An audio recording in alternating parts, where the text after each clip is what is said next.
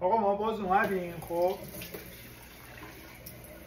تو ویدیوام خوب زیاد میگم، شنیدی من خوب زیاد میگم. من اتفاقا من که فامیلا من واسه همیشه میگه تو چرا حرف میزنی، هی میگه خوب چه میدونم دیگه، این بلبدهای میاد دیگه، هر چی باشه هر کی یه نقطه ضعفی تو حرف زدنش داره. من همش هی خوب میگم. حالا آقا یه چیزی حالا من بهتون یاد میدم. من یادمه که تو ایران یه سری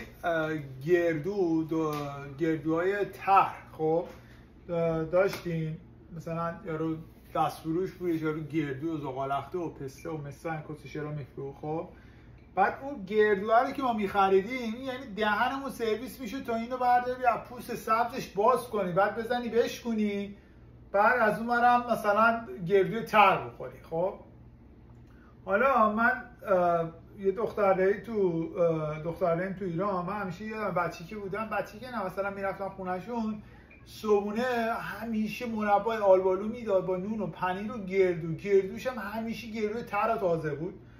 من گفتم تو چجوری درست میکنی؟ من همیشه گردو رو خیس میکنم، یعنی گردو خوش میگیره خیس میکنه، یعنی یه جوری فنده، یعنی یه جور فنه.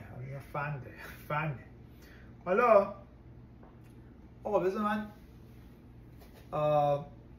داشتم با کی حرف میزدم، با رفیقم حرف میزدم، میگم فری تو داری مثلا ویدیوهایی که میگیری، خب چون تو تتلو فنی دو تا آهنگ تتلو هم بذار، شاید چه میدونم خوششون اومد، مثلا اونایی که دوست دارن تتلو فنن. حالا الان وضعیت تتلو هم زیاد خوب نیست، حالا من خودم الان بهش خودش الان یه دونه آهنگشو براتون میذارم. حالا آهنگای چیزش نمیذارم، آهنگای غمش نمیذارم، این آهنگ جیگیلی میگیلیش بودش، اون خیلی باحال. بذار براتون یه پخش کنم، یه واسه الان برمیگردم. من آهنگا رو یوتیوب پخش میکنم دوستان.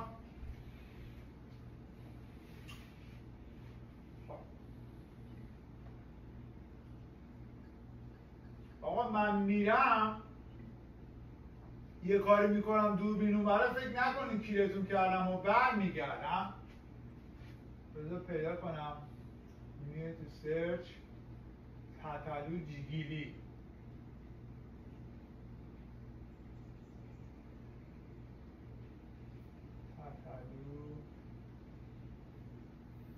حالا قدیمی ها، ولی خب بعضی دوست دارم بعضی دوست ندارم، ولی این باحاله، یه ذره به قول معروف وایباش چی بهش میگن باحاله. مثلا جیگیلیشو پیدا میکنیم فکر کنم اصلا بیا تتلو جیگیلی. آقا بیا واسه امیر تتلو جیگیلی. جیگیلی با کی هم خود از الان تومه خونده. خب چه آهنگایی میخوندن اون موقع، یعنی واقعا اگه اینا اینجا بودن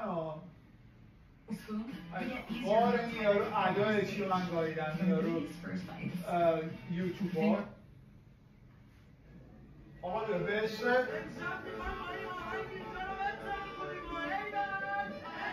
ایول بیا صدا.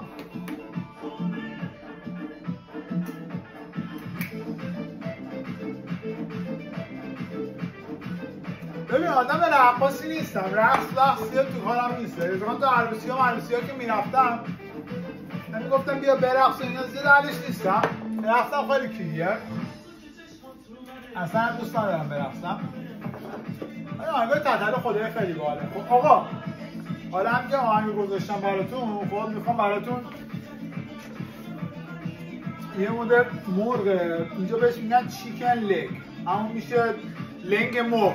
خب این لنگای خاکستر نگاه کن، انگار رفته باشگاه مثلا هر روزم روزی مثلا چی زده، وزنه زده. به مرغای اینجا معمولا که میبینیم بزرگه، این مرغداری کم داره، خاکستر باید داره همش به هورمون میدونه. یه مرغ اندازه کف دست منه، ها ببینید اندازه کف دست منه. حالا من این مرغ رو میخوام یه جوری درست کنم بذارم توی آبن.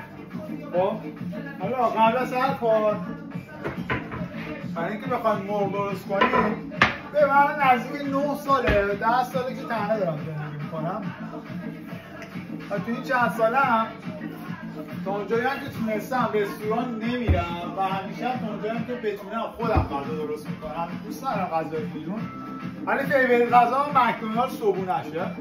حالا بذار اگه بذارم پیاز پیدا کنم خودم داد میگم. ببین یعنی دقیقا همیشه اینجوری اون چیزی که میخوای هیچ وقت پیدا نمیکنی، یعنی جلو چشم خاکوسه بود تا 2 روز پیش.